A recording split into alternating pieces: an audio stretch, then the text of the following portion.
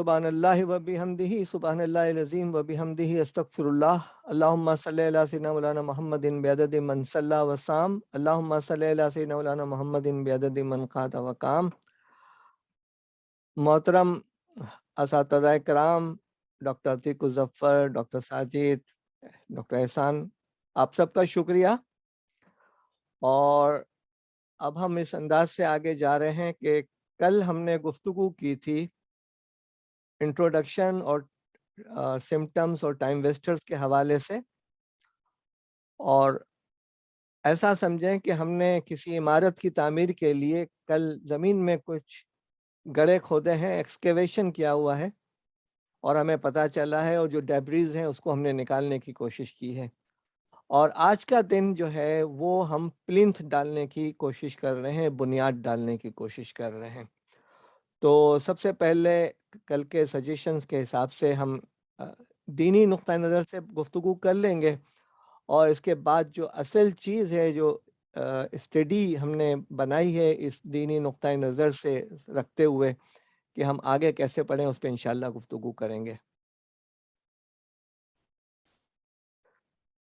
دیکھیں، یہ بائیں طرف جو ہے سورج ہے اور دائیں طرف چاند ہے۔ ایک میں ہم معاش کا کام کرتے ہیں اور ایک میں ہم جو ہے معاد اور عبادات اور آرام کرتے ہیں۔ ایک لائیولیہوڈ ہے اور ایک کور ہے۔ دوسری طرف آپ دیکھیں کہ انسان کی جو پہلی ایجاد تھی وہ پہیہ، یعنی جو سرکل ہے اس کی بہت اہمیت ہے، اور میں یہ چاہوں گا کہ ہمارے حاضرین اور اساتذہ کرام اگر کوئی ریسرچ کرنا چاہ رہے ہیں تو یہ ایک موضوع ہے جس پر آپ ریسرچ کر سکتے ہیں۔ آپ اس بات پر غور کرنے کی کوشش کریں کہ ہمارے جو مہینے ہیں وہ اکارڈنگ ٹو مون ہیں، چاند کے حساب سے ہیں، اور ویدر ویری کرتا ہے ہر مہینے کے اندر۔ انگریزی مہینوں کے اندر ویدر فکسڈ ہوتا ہے اور اسلامی مہینوں کے اندر ویدر چینج ہوتا ہے۔ ہماری عبادات جو ہیں وہ اکارڈنگ ٹو سن ہیں، ہمارے پرائرز نمازوں کے اوقات ہیں وہ سورج کے مطابق ہیں۔ ہماری تاریخ جو ہے مغرب سے چینج ہوتی ہے مون سائٹنگ کے حساب سے، اور ہم کہتے ہیں لیل و نہار۔ ہماری تاریخی کی عبادات، تینوں تاریخی کی عبادات یعنی مغرب، عشاء اور فجر، وہ لاؤڈلی ہوتی ہیں، اور ہماری روشنی کی دونوں عبادت جو ہیں وہ خاموشی کے ساتھ ہوتی ہیں، یعنی نماز سری اور جہری۔ ہمارا رات جو ہے وہ کور ہے اور ہماری دن جو ہے وہ ایکٹیویٹی ہے، اور اس میں سورج اور چاند دونوں آ جاتے ہیں۔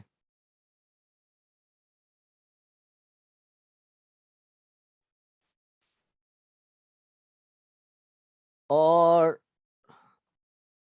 ہماری جو ایک مہینہ آتا ہے رمضان کا، اس کی ایک رات جو ہے وہ 84 سالوں سے زیادہ عبادت کی کاؤنٹ ہوتی ہے۔ ہمارے جو ویک کے ڈیز ہیں وہ اوڈ نمبرز میں ہیں۔ ہمارے مہینے کچھ 29 کے، کچھ 30 کے، یعنی 59 ڈیز کے سائیکل میں چلتے ہیں، تو اوڈ اور ایون آتے ہیں۔ ہمارا سال جو ہے وہ ایون نمبرز کا ہے، اور ہم 4 ہفتے کمپلیٹ کرتے ہیں، لیکن 5واں ہفتہ ہمارا اگلے مہینے کے اندر چلا جاتا ہے، ہر صورت کے اندر، چاہے وہ انگریزی ہو چاہے وہ اسلامی ہو۔ اس پہ کبھی غور کریں، اور جو پریزنٹر انشاءاللہ جو پریزنٹیشن دیں گے، اور خاص کر وہ لوگ جن کو خطابت کا موقع ملتا ہے اور جمعے کا خطبہ دیتے ہیں، وہ اس بات پر غور کریں کہ یہ چیزیں کیا ہیں، اور سوچنے کی کوشش کریں، اور اپنی پریزنٹیشن کو اور اپنے خطبات کو اس سوچ کے ساتھ قوت دینے کی کوشش کریں۔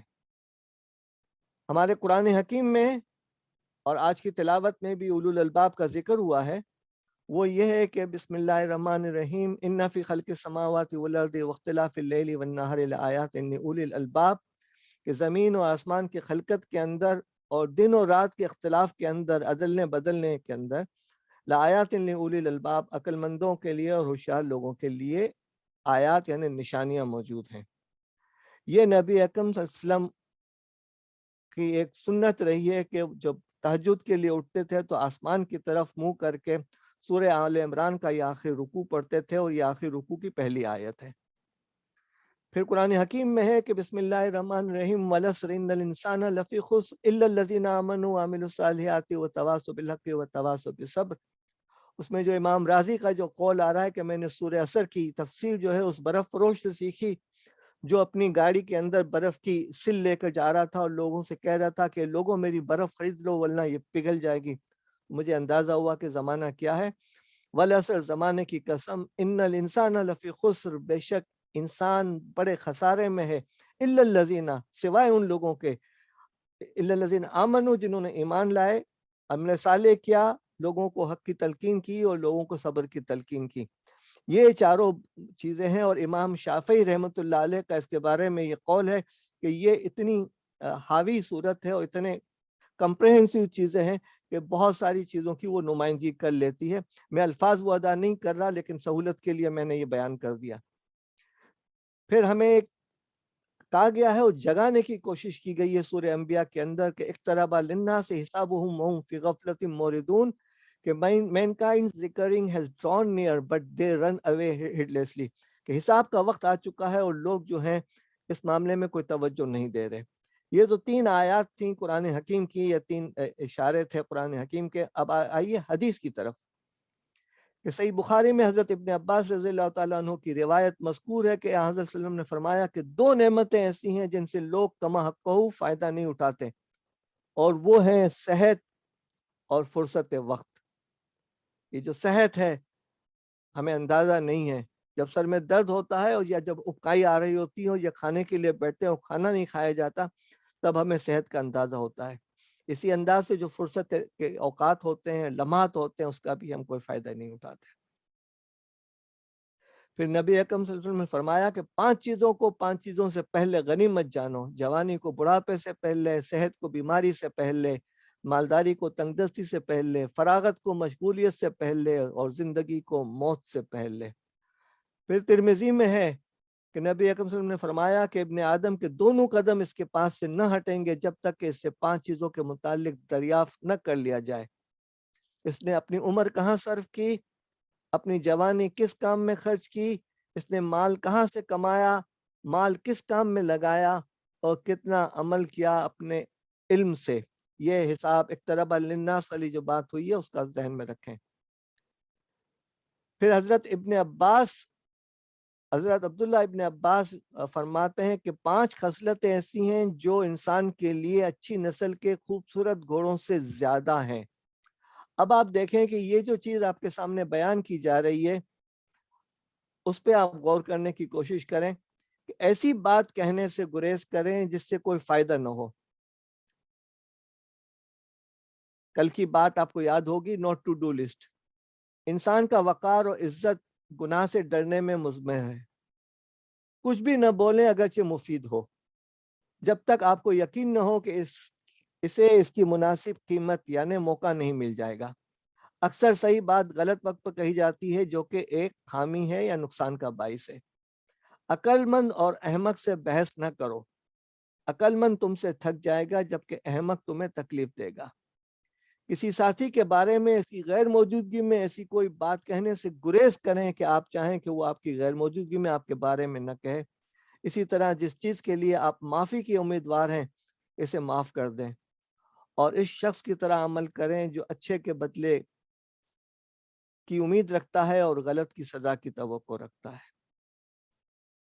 اسی انداز سے حضرت ابو داؤد میں بھی ہے، امام داؤد نے بھی فرمایا ہے، اور 4 چیزوں کے بارے میں، اور امام اعظم ابو حنیفہ رحمۃ اللہ علیہ نے بھی کہا کہ 5 لاکھ حدیثیں یاد تھی۔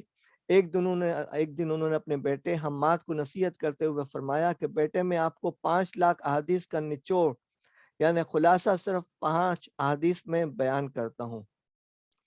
یہ 5 احادیث سنانے کے بعد فرماتے ہیں کہ بیٹا ان 5 احادیث کو آئینے کی طرح رکھنا اور اپنے اعمال کا ان 5 احادیث پہ محاسبہ کرتے رہنا۔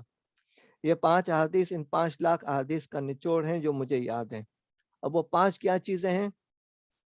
اعمال کا دار و مدار نیتوں پر ہے۔ اور انسان کے لیے وہی ہے جس کی उसने نیت کی ہے۔ انسان کے اسلام کی خوبی یہ ہے کہ لایانی فضول چیزوں کو ترک کر دے۔ تم مومن نہیں ہو سکتے جب تک اپنے مسلمان بھائی کے لیے وہ چیز پسند نہ کرو جو اپنے لیے کرتے ہو۔ حلال بھی واضح، حلال بھی ظاہر یعنی واضح ہے، اور حرام بھی، اور دونوں کے درمیان مشتبہ چیزیں ہیں جن کو بہت سے لوگ نہیں جانتے۔ تو جو شخص مشتبہ چیزوں سے بچا اس نے اپنے دین کو محفوظ کر لیا، اور جو شخص مشتبہات میں پڑ گیا وہ حرام میں پڑ جائے گا۔ جیسا کہ چرواہا اپنا ریوڑ کسی کھیت کی باڑ کے پاس لے جائے گا تو عنقریب ایسا ہوگا کہ اس کا ریوڑ کھیت میں چرنے لگے گا۔ بلا شبہ ہر بادشاہ نے باڑ لگا دی ہے، اور خدا کی باڑ حرام کردہ اشیاء ہے۔ اور پانچویں اور آخر چیز یہ ہے کہ کامل مسلمان وہ ہے جس کے ہاتھ اور زبان سے کسی مسلمان کو تکلیف نہ پہنچے۔ پھر حضرت ابراہیم علیہ السلام کے صحیفوں میں سے ہے کہ عقل مند آدمی کے لیے جب اس کی عقل کام کرے لازم ہے کہ وہ اپنے اوقات کو اس طرح تقسیم کرے۔ کچھ گھڑیاں ایسی ہوں کہ ان میں اپنے نفس کا محاسبہ کرے، ایک گھڑی ایسی ہو کہ اس میں اللہ کی شان ثنائی پر غور و فکر کرے۔ ان فی خلق السماوات والارض واختلاف اللیل والنہار لآیات لأولی الالباب۔ ایک گھڑی ایسی بھی ہو کہ اس میں اپنی ضروریات خورد و نوش کے لیے فارغ ہو، اور اس کی کچھ گھڑیاں ایسی ہوں کہ ان میں اپنے رب کی مناجات کرے۔ اور آگے فرمایا کہ اور عقل مند آدمی کا کام یہ ہے کہ رخت سفر نہ باندھے مگر تین چیزوں کے لیے، ایسی لذت کے حصول کی خاطر جو حرام نہ ہو، معاش کے سلسلے میں، کاروبار کے لیے، اور آخرت کے توشے کے لیے۔ حضرات یہ تھے دینی نقطہ نظر سے کچھ اشارات جو آپ کے سامنے پیش کیے گئے ہیں۔ اب ہم آپ کو یہ بتا رہے ہیں کہ یہ چار لام ہیں جو آخر میں لام آتے ہیں: وسائل، مسائل، رسائل، شمائل اور خسائل۔ یہ ہر ایک میں مختلف ہیں، لیکن ایک چیز سب میں برابر ہے، وہ ہے 1440 منٹ جو ایک دن میں ہر انسان کو سب کو برابر دیے جاتے ہیں، اور وقت سب کو ملتا ہے زندگی بدلنے کے لیے، لیکن زندگی دوبارہ نہیں ملتی وقت بدلنے کے لیے۔ یہ تھا آج کا دینی نقطہ نظر سے پریزنٹیشن۔ اب ہم اگلی پریزنٹیشن کی طرف آتے ہیں انشاءاللہ۔